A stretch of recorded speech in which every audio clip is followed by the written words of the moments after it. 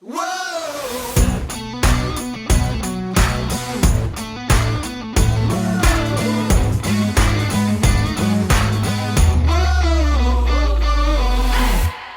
to the What's Up Verdict podcast, where we fashion ourselves cinematic Judge and Jerry. My name is JJ Crowder. I'm here with my co-hosts, Alec Burgess. Let's get it. Yeah. And Mattson Heiner.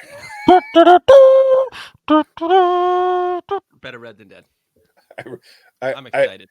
I was hoping you saw him prepped and you're like, Alec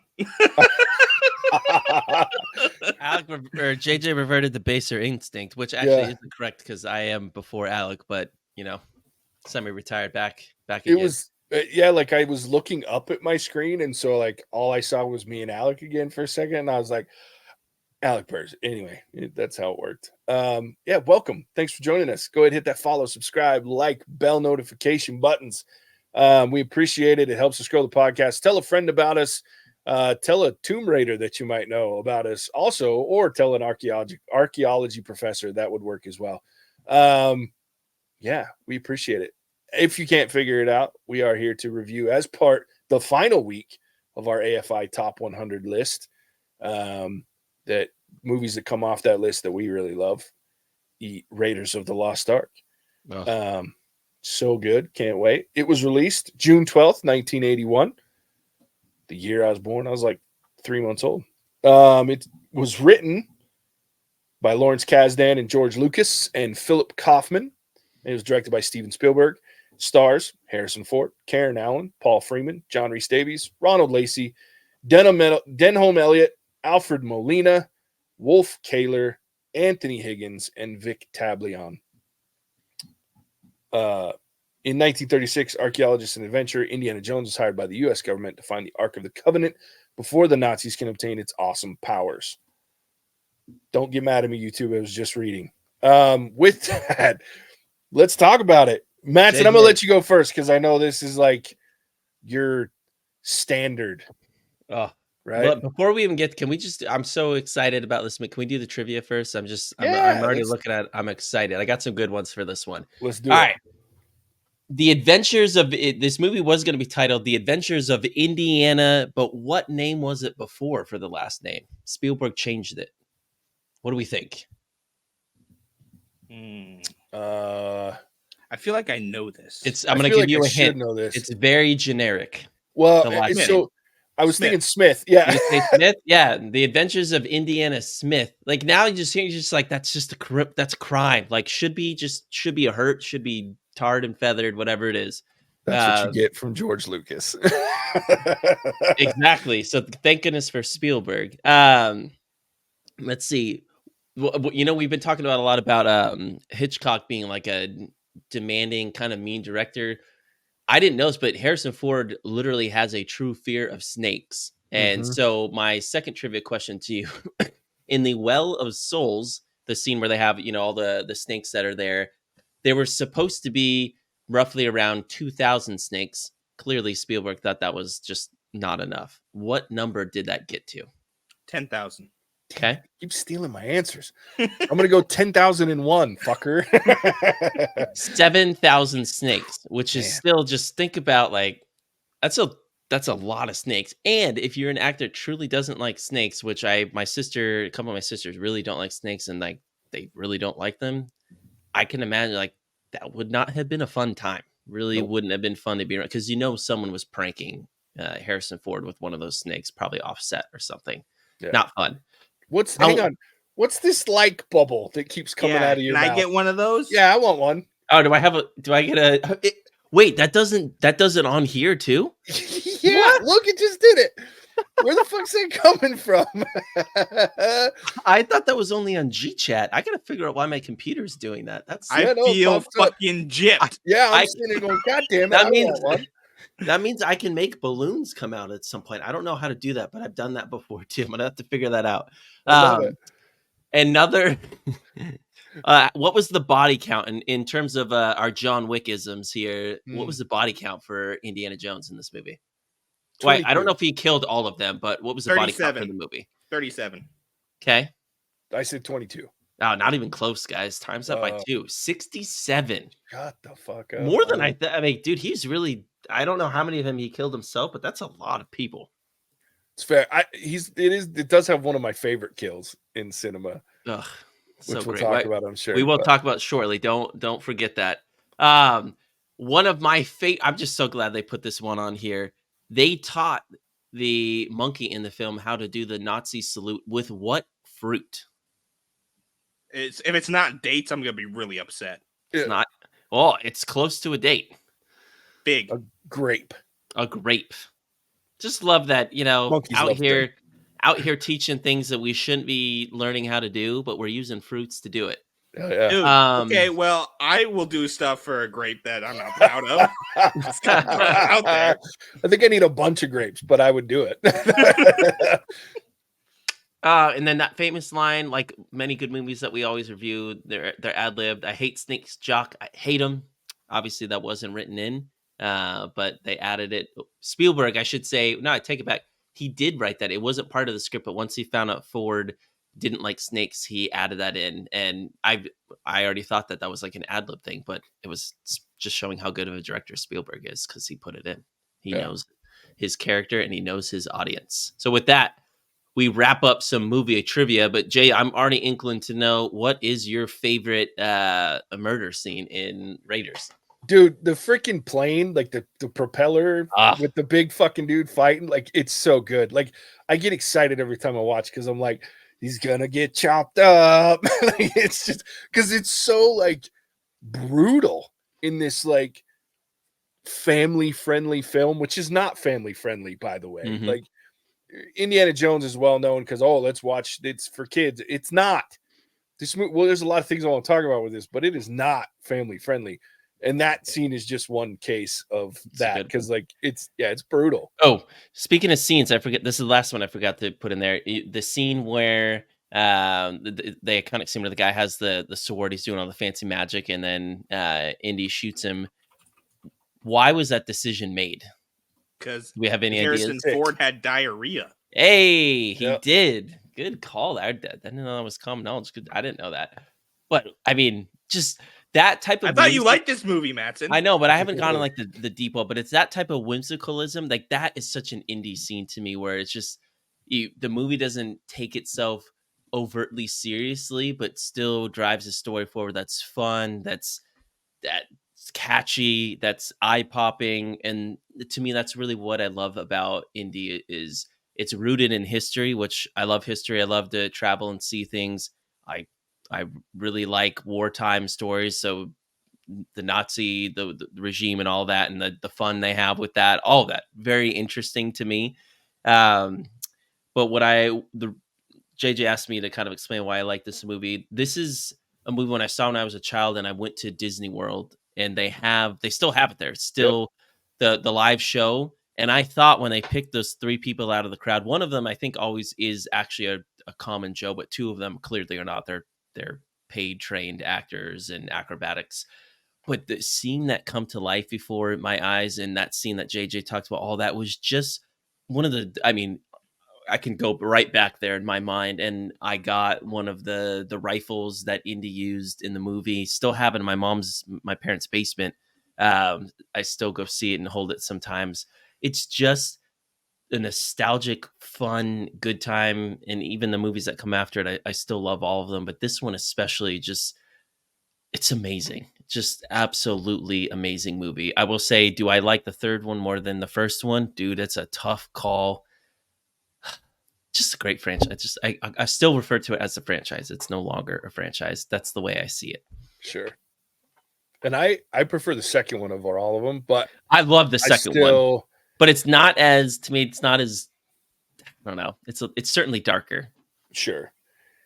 But I do love this movie. Like, and I love, for me, it came from, we all know my Star Wars affection. So when I was a kid, like I watched Star Wars and I got into it. And then, Harrison Ford branching out with, the guy that created Star Wars, writing another series I was like, fucking A, right? Let's watch this shit. So Indiana Jones became another great series of movies for me that I just loved as a kid and a young man. And I'll still watch any of them to this day, with the exception of the one that doesn't exist. maybe we're working on 2 that don't exist anyway. I don't know. But these first 3, and especially this one and the second one, like I'll watch them. I don't know. I'll watch any of the first 3 anytime. Oh, I'll put it Like, anytime, but- anywhere, you name it, it's on. Yeah. But this one I like, I mean, because it started it and it was just an interesting take on history and like some interesting, like it was just really fun. Like it was what paved the path for something like Tomb Raider to be a popular game and like TV show. Like there's so many things that we look at like from this tomb raiding and archaeological, and like I don't think it would have been as popular without Indiana Jones and the way that it's come out. And the fact that Harrison Ford just carries it is absolutely on top of it. And in this one, like Karen Allen is great. Paul Freeman's a great villain. Like it's just such, like everything comes together for this movie, like across the board. Really JJ, great. do you love the Lucasfilm sound effects that we like, especially with the airplane that come through? Oh yeah, of course. The airplane, you got the Every time I hear them, I'm like, it's not probably the sound. Yeah. I'm like, Well, that's and then Star Wars. you get the Wilhelm scream, and then like Yeah. the over the top punches that sound like what's their face made of? Like that's not a normal sound. I love all of that because they don't Yeah. shy away from any the of it. camp. Yeah, the camp is great. Like they're like, look, we're gonna make a serious movie that's got action and fun, but it's gonna be campy and ridiculous, and it's gonna be silly. And I'm here for it. Like I think that's great, and that's a Steven Spielberg thing, right? Like he goes, people are gonna love this because it's fun, and he knows, obviously, throughout the years what people are gonna love, and he makes it work. And so this is no different. Do we need to hand this over to our co-host, the Boo Boo of Poo Poo over here? I think Alec likes it. I do like it. Yeah. I was a little worried before we started recording this one that you were gonna. I guess maybe you're not gonna give it the same score as you. Sure. Yeah, I mean, I just can't imagine why anybody wouldn't give this a 5, Mattson. That's all I've been saying. No, for me, it's the beginning. Like the first 10 minutes, there's nothing except going through the jungle, and it sets the tone. Yeah. And then we get a little bit of dialogue here and there, but it's very piecemeal. And that just, for me, is like, okay, we're watching something new and different. Because, I mean, you think about Star Wars, you have the text scroll, right? You think about other movies, they do like this opening exposition. Here's the story and how it happened. And it's very easy to do that for this type of film. You could do a text scroll. You could do just like, hey, this is the background story. But no, Spielberg takes you in there and he puts you in the jungle. And sets the tone for the whole thing to start. So that first 10 minutes, I think, is some of the best cinema ever. Yeah. Well, and the tension, like he builds so much tension in that, you know, and then like the whole heist, the big giant ball, and like it's just, how do you not just get excited? I'm with you. Yeah. And then it switches to the funny. Yeah, well, and then you go right to the college. You're like, wait, what? Well, it's even before then, right? I mean, one of my favorite scenes in this entire thing is when Jacques fishing on the plane, and you get Indy, Jacques, and Indy's running, and the tribe is coming behind him, right? But you don't see him for a second. You see Jacques, see Indy come over the hill, and then like it switches straight to comedy. Indy, all of it. So good, so good. It's so hard to talk about this movie because it's so good. Like and again, like, so let me talk about part of this movie because one of the things that I love to talk about with this movie is the fact that it's not family friendly, and not the least of which is we find out later as he's realizing I need people's help, and I've got this, this amulet that I need someone to help me with, or I need to go get this amulet and I know who has it and I know where to go, and it's like you meet Marion and you find out that Indiana Jones is kind of a dirty bird. 26-year-old dude sleeping with his teacher's daughter who's 16 at the time. I mean, we've come to learn now that was like a mistake in dialogue that got left in, but still, like, it's there. She was 16, he was 26. Ruh-roh. That's not okay. You know what I mean? But it's one of those things where, and then like the final scene, like, okay, people's faces are melting off. Like, that shit terrified me when I was a little kid. I was like, oh God, I don't want to look. Is my face gonna melt? Like, I still don't look. That's when JJ was like, God is not real. Yeah, exactly. This is bullshit. Well, and like the angelic figure comes flying out. You're like, oh, look. Oh, fuck. What the is wrong with her face? Like, it's not a kid's movie. But as a kid, I loved it. There's no doubt about it. But I think it kind of goes back to what you're talking about, Alec. There's so much adventure. There's so much tension. There's so much funny. And there's not a person that's part of this group that doesn't have, like, Harrison Ford's probably one of the most charismatic people on the planet on screen. He's really funny off screen, but he's quiet and he's shy on screen. Like, this guy exudes, charisma. And you're like, holy shit, you just can't help but watch him. But you get, like, Sala is great. Like, I love that character too. Like, Inde, like, it's just, and there's just so much to enjoy that's not the action. But I also think, and we've talked about on this podcast before, like, yeah, the balloons. There's so much, and now I'm just pissed because I don't get to fucking put thumbs what up the some fuck, balloons. Mattson? But like, there's so much. It's one of those things we talked about where sometimes there's too much action. You're like over the top. You're like, but this film makes it work. Like, you're just excited every time he does something. He's running on a fucking caravan of trucks getting ready to fall off, or he's like running through the jungle, or he's like anything and everything that he does. You're just like, oh shit, this is great. And it's entertaining. It's fun. It's exciting. And yet it's grounded in something that you're like, oh, this is really interesting. Like, creates discussion, right? Like, is the Ark of the Covenant real? Where would that be? It's in some warehouse somewhere. Yeah, exactly. With a burned off socialist. What is it, Alec? National Socialist Socialist logo. Burned off. No, that's a good point though, JJ. The action, I think, it's more adventure rather than action. Right? Yeah. We talked a little bit about Sylvester Stallone and Arnold Schwarzenegger recently this month. That's just straight action, right? It's the punch the big guy on screen, and it's action first and foremost.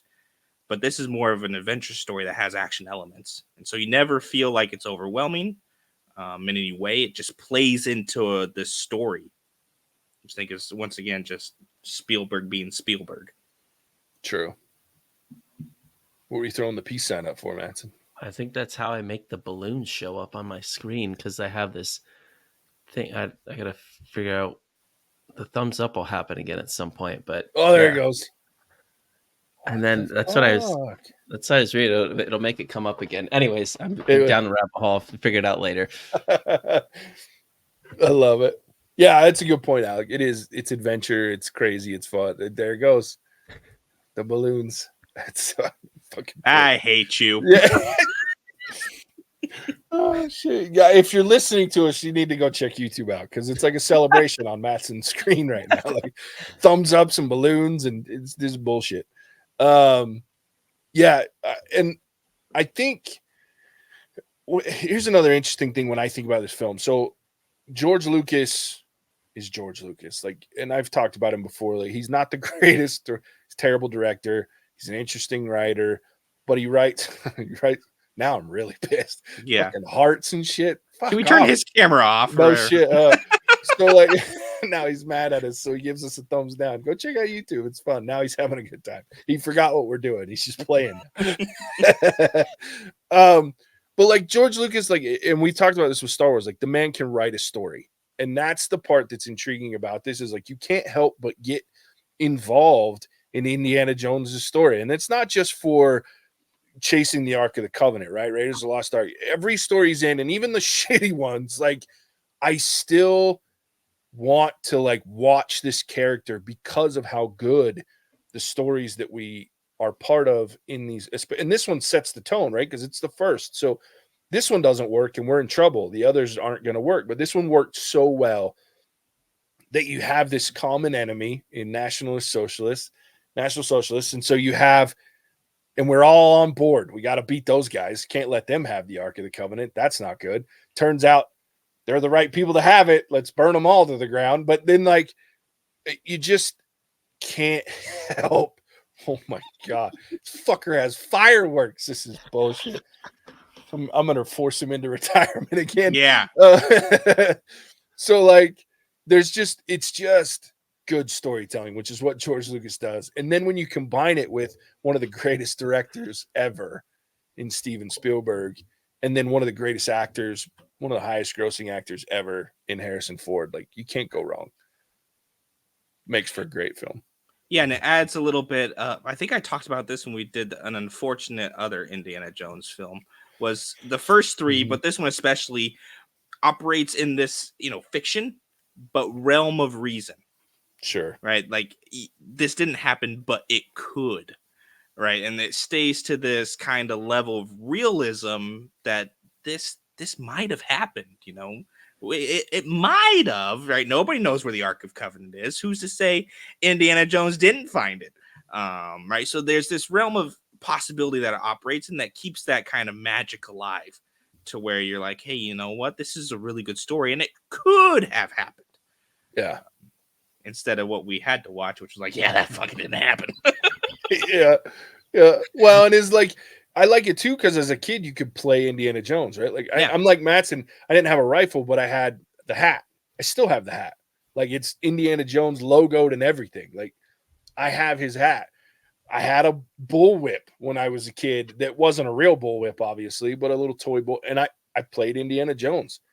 And like the shit that he does is off the wall. He's swinging from shit. You're like, that's not going to work. But I can try. It might.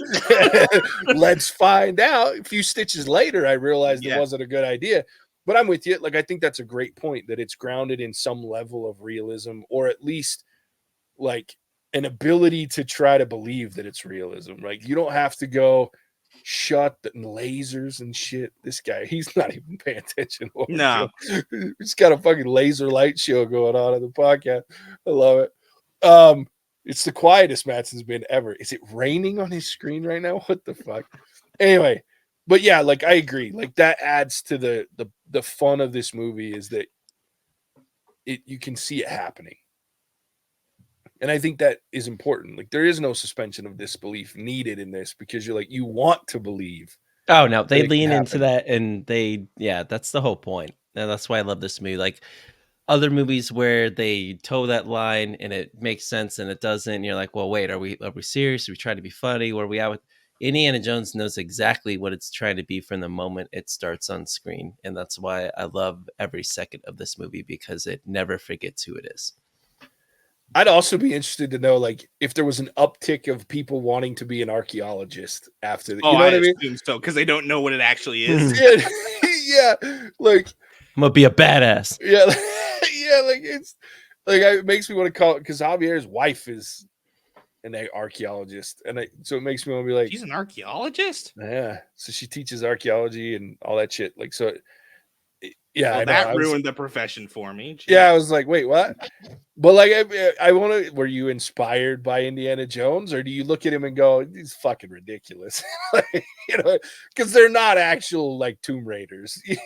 You know what I mean? Like, they do a lot of tedious shit, like with brushes, and I'm not a lot of rocks. Yeah, a lot of rocks. But yeah, I mean, I'd be curious to say how many kids decided for a minute they wanted to be an archaeologist because of Indiana Jones and these movies. But I know I did for like 5 minutes, and then I'm like, no, I'm good. No, it's not working for him, so he's pissed. The sad face. Wow. Got it. This guy. Yeah. And why is Harrison Ford so fucking good? Like, everything he's in, man. Like, it's no shock to me that it's he's annoying. One of the highest. Yeah. Oh, it's really annoying. Who was supposed to play Harrison Indiana Jones instead of Harrison Ford? Do we know this?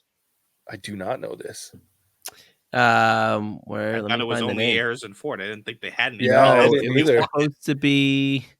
I just saw this. Why is this alluding? Or was this the last movie that we? No, it's in here. Holy, keep talking. It's going to come back to me. I just saw this. It's going to come back to me. It seems like that's a theme, though, because we did talk about what's his face supposed to play. No, maybe this in Back to the Future.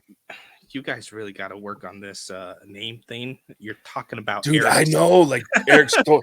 Eric I'm bad Stoltz? at it. Oh yeah, no, I It's got it my right here. thing, though. Like that's my thing. I'm allowed to. Tom Selleck.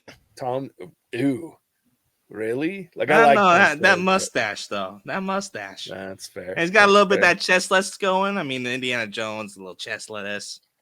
I heard Jack Nicholson was in the running for a minute too, but I That's think an you. yeah, that's a weird one. Could you imagine? Like, Oh, I can't even fathom. Like, I hate snakes. Like what? That wouldn't work. Like, no, doesn't fit. But thankfully, Harrison Ford. Well, and here's like George Lucas. Thankfully, it's George Lucas because without Han Solo, he's not this guy either. But then, thankfully, on top of that, George Lucas made a not so great film again in American Graffiti. Okay, hold up. Come on, dude. Look, it has great. Look, it's a great story, not a great movie, which is George Lucas's thing. Just like the other one we did, the THX. It's a great story. It's not a great movie. George Lucas is a good storyteller, but without American Graffiti, Han Solo and Indiana Jones are played by somebody different because the only reason he got they're to even made. Fair enough. The only reason he got to read for Han Solo was because of American Graffiti, and then he got Indiana Jones because of Han Solo. So, and then without those three movies, we lose one of the highest grossing actors on the planet ever. And but we have a really good movies. Plumber. Carpenter, really great carpenter, and kind of a terrible pilot. Yeah. But the other part about this movie in the franchise is the guy that plays Marcus Brody, and then the guy that, what's the character's name? Like Indy. Why am I forgetting his name? Sala. Both of those guys, like they're. Did you even watch this movie? No, I just always forget their name. No, I didn't watch it this week. I watched it like 3 weeks ago. But Marcus is just. I think it's number 3 where it's not in this one, but they're trying to come after him, and Harrison or Indiana Jones is like, Marcus will fit in. He'll hide. He'll go so like you'll never find him. He knows 5 languages, and then you're just like the freaking like he got lost in his own museum. Yeah, that's number 3. But both of those characters to me, I love.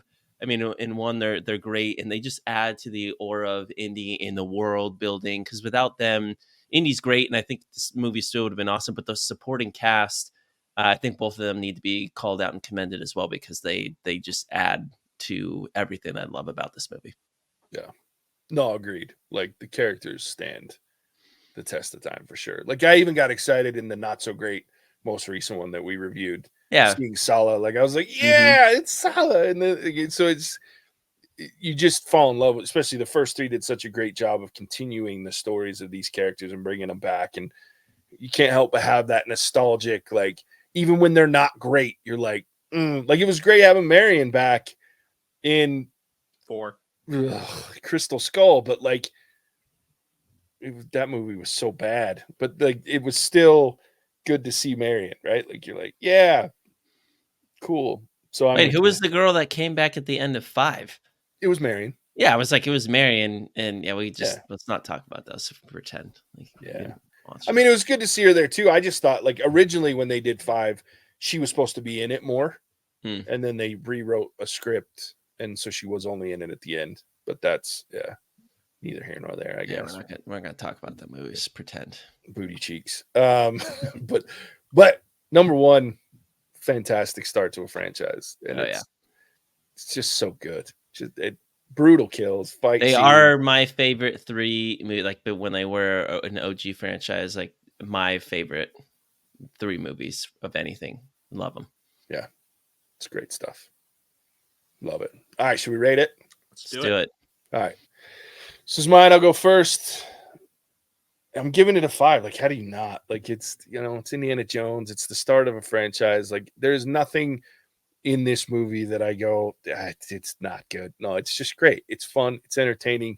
It's hilarious. It makes me happy when I watch this movie. And there's very few movies that literally I walk away like, lighter, you know what I mean, than in Indiana Jones' first trilogy movie. And all three of them do that for me. So it's a 5 for me. Someone worry about me and call in a safety check if I'm not willing to rewatch this movie. So that is how I feel about it. I'm scared. So Alec, you go, buddy. Yeah, I mean, I don't know why anybody wouldn't give this movie a 5. Honestly, it's just like, it's great. Timing's good, pacing's good. It's got funny bits and pieces. And then on top of that, it's like really serious and an adventure story at the same time. So it's great. So yeah, I really don't know why anybody had me wouldn't worked give up this over a 5. nothing. But you know, it is a Mattson movie, so that has to be taken into account here, right? Like Mattson, no, but it was a JJ movie, so well, yeah. But you're back on the podcast, so if Mattson likes the movie, I mean, there's bound to be a problem there. But yeah, I had you worried about nothing. It's a 5, idiot. And I didn't help because I knew what he was doing, so I was like, every time. 5. I will watch this anytime, any place, anywhere. 100%. This is a great movie. I'll absolutely love it. Yeah. I don't know why anybody want to give it a 5. I said that, Mattson. We had him going, and it was fun. He was so worried in the break in between recordings that Alec wasn't going to give it a 5. Gotcha. All right, Mattson, your turn, buddy. That's what you get for having. Let me get my lasers up here real fast so I can make the screen do this. I really hope they wouldn't work there. This is a 5.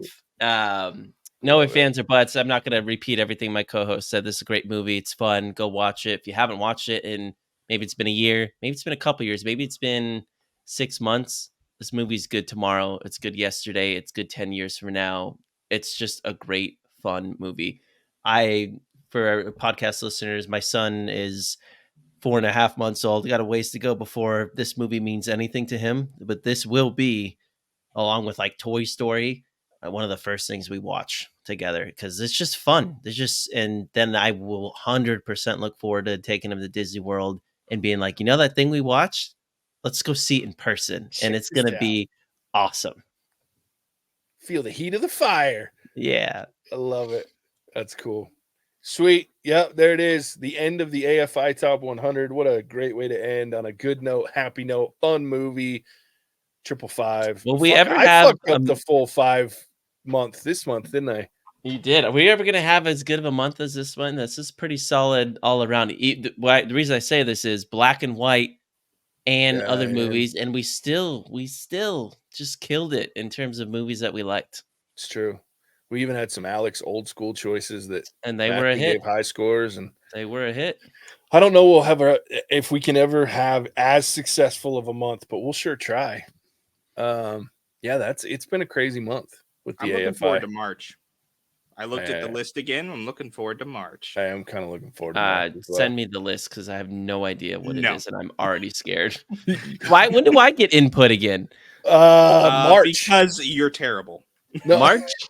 After March, so in April, because we did. Oh my gosh! We did votes through March. Retirement again. No, you're gonna retire before you get to pick, and then we do it in like 5-6 month batches. So you're gonna come back, still not get the BA pick, and then you're gonna be in this endless cycle. It's gonna be great. I can't. There are 2 movies in March Mattson's not going to be thrilled with. I forgot what March was. That's why I'm excited. There might be 3. I know what's coming in March, and I cannot wait. March is we'll tell you the topic. You get you excited. March is hidden gems, and the people that pick the hidden gems are me and Alec. So can I go back and pick one? No. Nope. It's done. It's voted on. It's chosen. By who? Who voted? Charles? Charles. Yeah, we could let me throw a pick in there. That's the beauty of being a patron. So go check us out on Patreon. Yeah, but I didn't get to put in a movie for Charles to pick. I know, but you retired. And then you came back. That's what you get for when you pull a Tom Brady. You got to go from the Patriots to the Bucks. All right, end this podcast and I can go sulk in misery. Yeah, go ahead and tell everybody where they can find us. Let's see. JJ took that, and he took that. Okay, here we go. End of the month for AFI. This is the second Jonesy movie on the podcast, and by far the superior one. So don't even worry about the other one, unless you like pain. Special thanks to our patron Guy Pierce's South Pole for the selection, as this is always a good watch. Honestly, like I've been saying, I don't understand why anybody would not give this a 5. Check us out every week when we release a new episode, and leave us a like or a comment if you liked it or not. Caveat emptor, though, it's a bad comment, I get to respond, so buyer beware. With that, I will send it back to the Colossus of Clout, the King of Crash, a JJ. Yeah. Love it. Oh, here comes Hearts again. Man, you really got to watch Love this you episode all. on YouTube if you're listening. Go check us out. Hey, we're gonna be that much more. With the studio production is just gonna be that much more upgraded. Raising the production value. Yeah. That's right. Take that, Mr. Bull, or whatever the fuck your name was. Ed the Cow. Ed the Cow. Yeah. So, as always, we appreciate you tuning in. We'll catch you on the next one. Bye. Hasta la vista, baby. Cinemagic out. Whoa!